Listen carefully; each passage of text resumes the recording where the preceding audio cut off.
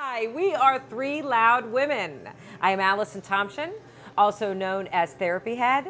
I'm a psychotherapist who believes that therapy can be fun, and I'm here to bring my 20 years of experience to the bar today for Three Loud Women. Hi, I'm Stephanie Goldberg Glazer. I'm Florida Keys girl. I'm obsessed with all things food, wine, and travel. And I bring these passions to Three Loud Women. And I am Tiana McDonald, also known as the InStyle Diva, and I am loud and proud about style, social media, and motherhood. She's loud and proud. Right. I have passion, I have loudness, I have proudness. We are big dreamers with big ideas and really, really big mouths. Really big mouths. What are we talking about? Today we are here at Lush Bar in Key West. We are talking about life after divorce, keeping the crazies away from your kids. Oh. That is our topic.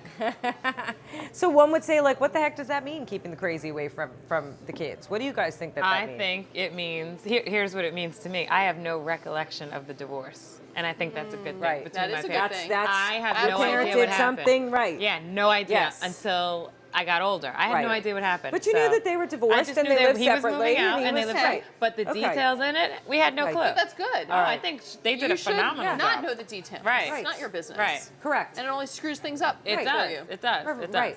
Remember, children are children. Yeah. Okay, and they should be talked about with, children-like types of things. Right. They say that the number one reason why people don't get a divorce is they say they stay together for the children kids. or the kids. They stay together for the kids, and you see all of these people get a divorce when the kids turn 18 and move out to college. Yep. The thing is that children can be fine and well-adjusted in a divorce as long as the parents keep the conflict down. Which means no bashing the other party in front of the kids. Correct. They say that the number one leading cause of pathology, which in layman's term is craziness, right. is conflict and high levels of conflict. In the state of Florida, about 28% of the folks in the state of Florida have high conflict in divorce. And this is post-divorce. So this is anywhere from, normally the year after divorce, there's a lot of conflict, there's a lot of adjustment for people. But about a year after, things should calm down. So can I tell you that I love what you said, both of you, about keeping the kids out of it and both parents being responsible, because let me tell you what my mother did. We had no idea, but she would always talk so highly of my father. Absolutely. Even though we know deep down inside she did not favor him at all. That's okay. She would go send him Father's Day cards, and he would say thank you for the card, and we're like, what freaking card? So I think, so she did everything she did everything she could because she probably felt a little that she failed. Right? You do have those feelings.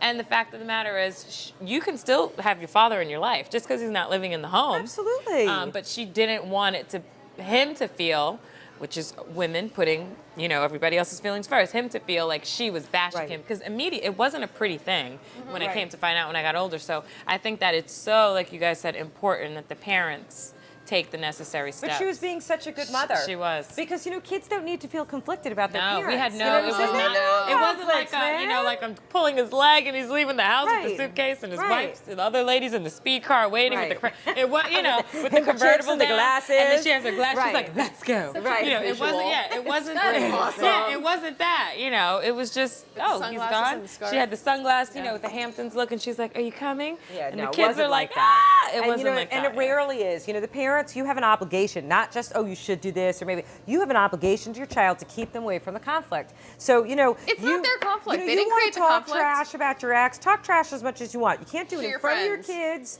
to your kids, within earshot of your kids, and you also can't let your family members do that either. Right. Because, it's not okay that you're keeping your mouth shut, but your mother is saying, that ex-husband and that's of yours, what happens. what a piece of trash he is.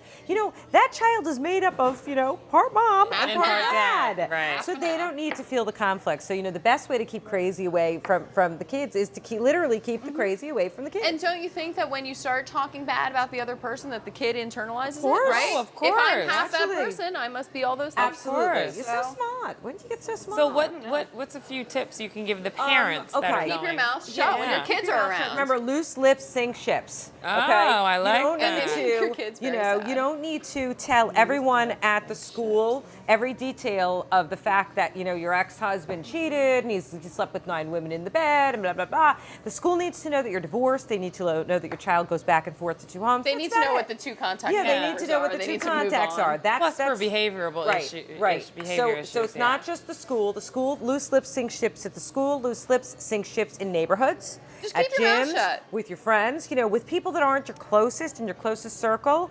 And don't post it on Facebook either. Right. And Don't change your status, people. Okay. Don't start trashing the other person in a public arena, because when other families are talking about things over dinner, their kids are overhearing it, and those kids talk to your kids. And by then it's really and distorted. it's so embarrassing, and it's so bad for them. So just loose lips sink ships.